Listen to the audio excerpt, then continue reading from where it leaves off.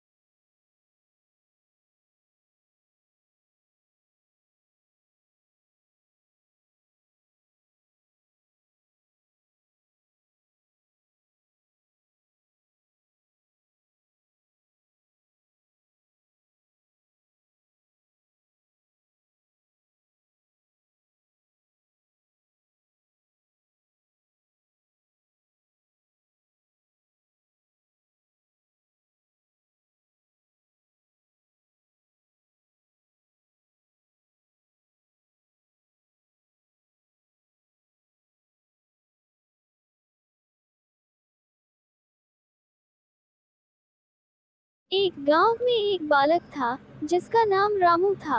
रामू बहुत ही समझदार और मेहनती था, लेकिन उसके परिवार की आर्थिक स्थिति अच्छी नहीं थी। वह अपने माता पिता का इकलौता बेटा था और उनके साथ एक छोटे से झोपड़ी में रहता था। रामू के माता पिता खेतों में मेहनत करते थे, लेकिन उनके पास जमीन बहुत कम थी। फिर भी रामू हमेशा खुश रहता और हर दिन गांव के स्कूल में जाकर मन लगाकर पढ़ाई करता। उसकी लगन और जिज्ञासा को देखकर शिक्षक भी बहुत प्रभावित होते थे। एक दिन गांव में एक संत आए। उन्होंने गांव वालों से कहा कि मेहनत और ईमानदारी से काम करने वाले को जीवन में कभी हार नहीं मिलती। संत ने रामू की आंखों में कुछ खास देखा और उसे आशीर्वाद देते हुए कहा, तू एक दिन बड़ा आदमी बनेगा। मेहनत करना कभी मत छोड़ना। रामू ने संत की बात को अपने दिल में बसा लिया और हर मुश्किल को सहते हुए पढ़ाई करता रहा। उसने हर छोटी बड़ी कठिनाई को पार कर अपनी मेहनत और लगन से एक दिन गांव का नाम रोशन किया। ये कहानी हमें सिखाती है कि मेहनत और ईमानदारी से किया गया काम हमेशा फलदायी होता है।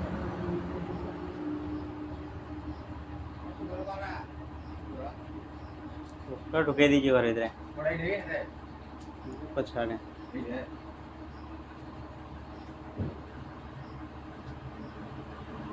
बाटना खुलबती बाटना बाट दे दो फणे नुला सा कुकुर के दो ताको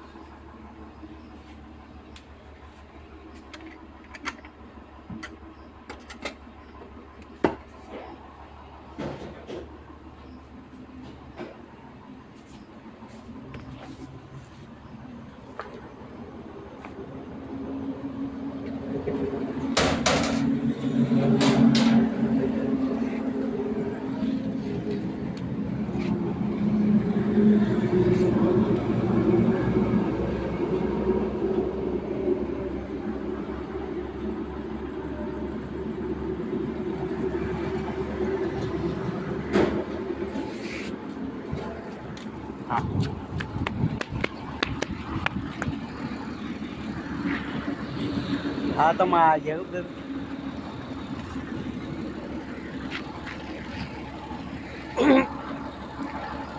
ये नारायण बाबू मोटर की वाला ने लटके जाओ हल्का ओरे शटर को लटके केते गुरे